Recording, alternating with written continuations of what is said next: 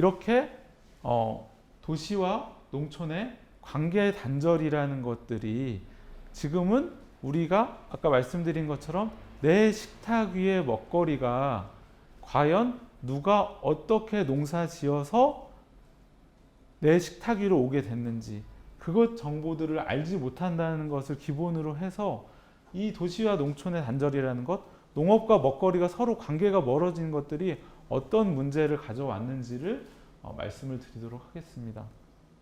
요즘에는 여러분도 익숙하게 듣는 이야기들이죠. 벌써 꽤 오래된 이야기지만 점점 농촌이 사라지고 있다고 이야기를 합니다. 지금 사실은 도시에서 거주하는 것이 대부분에게 저도 이미 익숙해진 상황이고 농촌으로 다시 간다는 생각을 하는 사람들은 정말 소수에 불과하죠. 요즘에는 귀농귀촌이라는 것들을 점점 더 고민하는 분들이 늘어나고 있다고는 하지만 대부분은 도시에서의 삶을 지향하는 것이 여러 가지 사회적으로 갖춰져 있는 인프라라든지 경제적인 수준을 생각하다든지 여러 가지 측면에서 도시에서의 생활을 유지하고자 하는 사람들이 많습니다. 보면 1970년도 정도에 보면 도시에서 사는 인구와 농촌에서 사는 인구가 거의 엇비슷했습니다. 우리나라 같은 경우에. 그리고 나서 지금 보면 도시에서 사는 인구가 80% 이상이죠. 이런 도시화의 과정을 통해서 농촌이라고 하는 공간은 우리에게 있어서는 예전에 우리 저 같은 경우에는 이 70년대에 태어난 사람들, 80년대에 태어난 사람들까지만 해도 부모님들이 농사를 지었다든지 아니면 농촌에서 농사를 계속 짓고 있는 조부모님이 계신다든지 이런 관계들이 유지가 됐지만 지금의 젊은 세대들은 사실 그런 관계조차도 거의 없는 경우가 많습니다. 그러다 보니까 농촌과의 관계성이라는 갖고 있는 사람들이 상당히 소수이고 농촌이 점점점 숫자가 줄어들면서 여러분도 익숙하게 많이 들어보셨던 지방 소멸 위험이라는 이야기들을 하게 됐습니다. 그래서 지금 대부분의 농촌 지역은 소멸 위험 혹은 소멸 위험의 경고를 받는 수준까지 가 있고요. 그래서 1970년도에 농촌 지역의 면 단위에 사는 인구가 1,537만 명에서 2010년에는 456만 명으로 엄청나게 줄어들었습니다. 이 부분들은 점점점 가속화되고 있고요. 그래서 이 농촌이 사라지는 것, 그것의 의미에 대해서도 많이 이야기가 되고 있습니다. 농촌이 사라진다는 것은 뒤에서도 말씀을 드릴 건데 도농 상생의 측면에서 단순히 농업 생산지가 없어진다라는 그런 단순한 의미가 아니라 우리 사회의 다양한 삶터, 일터, 쉼터로서의 여러 가지 역할을 수행하고 있는 공간이 사라진다는 의미를 담고 있습니다.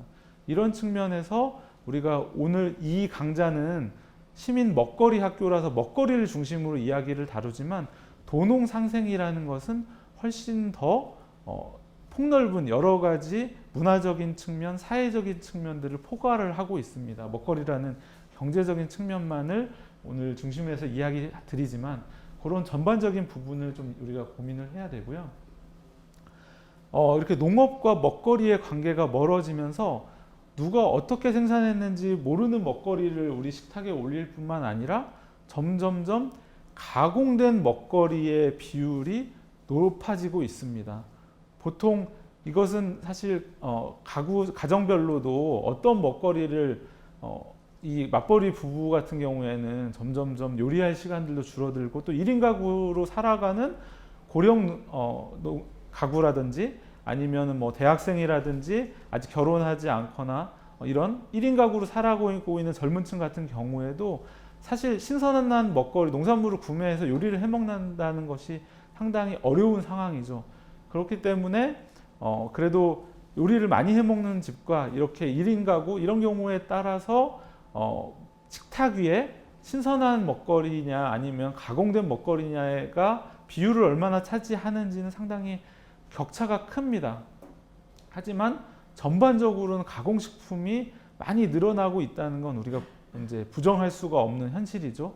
그래서 보통은 학교 급식을 우리가 기준으로 볼 수가 있는데 학교 급식은 영양사 선생님들이 다 식단을 짜고 그래서 가급적이면 아이들에게 건강에 좋지 않은 가공식품은 줄이고 신선한 농산물과 축산물, 수산물을 조리해서 먹이는 방식으로 하기 때문에 보통은 학교 급식을 기준으로 해서 말씀드리면 초등학교의 학교 급식에서도 보통 40% 정도가 가공식품이 차지하고 있습니다.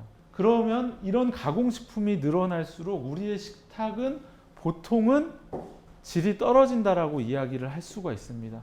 이 가공식품의 질이 떨어지는 것은 아마 건강 분야에서 되게 강의하신 분이 자세하게 말씀을 드렸을 텐데 건강과 우리의 질병 발생과 아주 밀접한 관련이 있고요. 그로 인해서 점점점 늘어나는 가공식품, 특히 최근에 간편식이라고 하는 잠깐만 돌리거나 뜨거운 물에 넣는 것만으로 우리가 식탁 위에서 섭취할 수가 있는 이 간편식이 늘어나면서 이 건강의 문제들을 발생을 시키고 다른 한편으로는 이 가공식품이 늘어나는 것들은 실제로 우리의 농민들, 우리의 농업 생산이 이루어지는 농촌하고의 관계하고 사실 거리가 멉니다. 어떤 이야기냐고 하면 우리나라도 가공식품이 되게 유명하죠. 그래서 한식 세계화나 이런 과정을 통해서 우리나라의 대기업들이 생산한 그런 여러 가지 가정 간편식들 이런 것들이 세계적으로 수출이 되고 점점점 그 수출량도 늘어나고 그걸 통한 기업의 그 수익도 늘어나고 있는데 우리가 언뜻 생각하면 우리나라의 기업이 그렇게 가공식품을 많이 생산해내면 그 가공식품은 우리나라 농촌에서 생산된 우리나라 농부들이 생산된 그런 농산물을 사서 쓰지 않을까? 그렇게 보통 생각을 하시는데 실제 그렇지 않습니다. 2017년도 기준으로 가공식품의 우리나라 국내산 원재료 사용 비율을 보면 전체 물량 기준으로는 31%, 금액 기준으로 43%밖에 되지 않습니다. 우리나라 기업이 가공식품을 세계적으로 점점점 많이 수출을 하고 앞으로 목표가 조 단위까지도 지금 이제 수출 금액이 커지고 있는데 이럼에도 불구하고 사실 이것이 우리 농부들에게 농촌에서 이루어지는 농업 생산에게 큰 기여를 하지 못한다는 것이 현실입니다. 그렇기 때문에 가공, 유통 그리고 수출 농업을 육성한다라는 그런 이 정부의 정책이 한식 세계화와 함께 벌써 10년 이상 이루어져 왔는데요. 이러한 정책들이 실상은 우리 생각과는 다르게 우리 농민들에게는 도움이 별로 되지 않는다. 그리고 여러분도 아시겠지만 수입산 원재료를 쓰는 방식에 의존할 수밖에 없는 그런 워낙 값싼 원재료를 해외 농산물로부터 충당을 할 수 있기 때문에 그런 구조는 우리가 쉽게 바꾸기가 어렵습니다. 그런 측면에서 물론 기업이 사회적 책임을 다하기 위해서 최근에는 농촌 지역에 직영농장을 두기도 하고 직접 어떤 계약 생산을 하는 그런 농가들을 두기도 하지만 현재 구조로는 그런 것들이 쉽게 바뀌기 어렵다. 그래서 기업을 통한 이런 관계를 통해서는 우리가 도농상생 혹은 농업과 먹거리의 관계를 좁히는 그런 대안들을 만들어가는 것이 쉽지는 않다라고 말씀을 드릴 수 있습니다. 네. 이러한 질 낮은 먹거리에 대한 의존도 증가는 점점점 늘어나면서 외식의 비율 증가 그리고 여러 가지 이유로 인해서 사회적으로 경제적으로 취약한 계층이라든지 아니면 부모님이 맞벌이를 하고 아이들은 소위 얘기해서 학원가와 이런 것들을 낮 시간대에 돌면서 생활해야 되는 그런 과정들 이런 걸 통해서 쉽게 좋은 먹거리 그리고 신선한 재료를 가지고 조리된 먹거리를 접하기가 어려워지는 조건들 속에서 이 결식률도 늘어나고 특히 예를 들면 결식 아동과 같은 경우에는 전자카드를 지급받아서 그것을 가지고 이 편의점에서 질낮고 열량만 높은 그런 먹거리들을 사 먹게 되면서 사실 건강의 문제라든지 질병의 문제 같은 것들이 상당히 커지고 있습니다. 그리고 이제 오늘 말씀드리고자 하는 것의 핵심이죠. 먹거리의 사회적 관계가 점점 약화되고 있습니다. 그래서 생산과 소비, 식과 농의 단절이라고 하는 부분들을 우리가 고민을 하게 되는데요.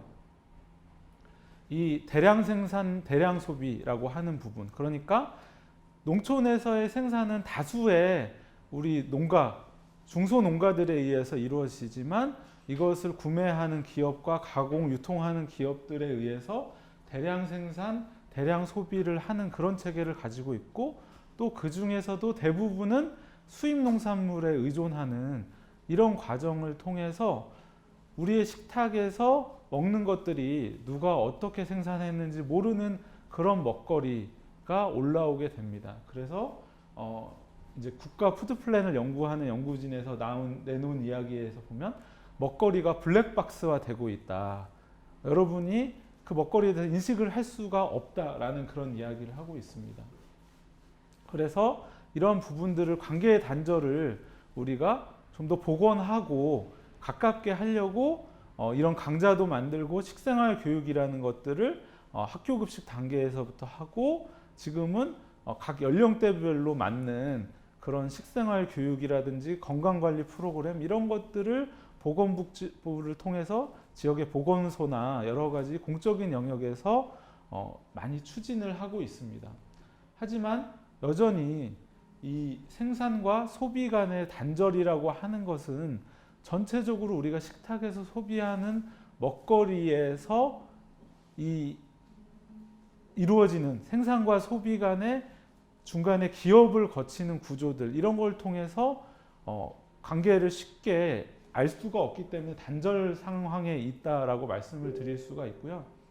그래서 그 부분에 대해서 우리가 좀 더 의식 있는 소비를 하자라는 그런 고민을 가지고 먹거리 시민이라는 이야기, 우리가 이 강좌의 명칭에도 들어가 있는 것처럼 이야기를 하고 있습니다.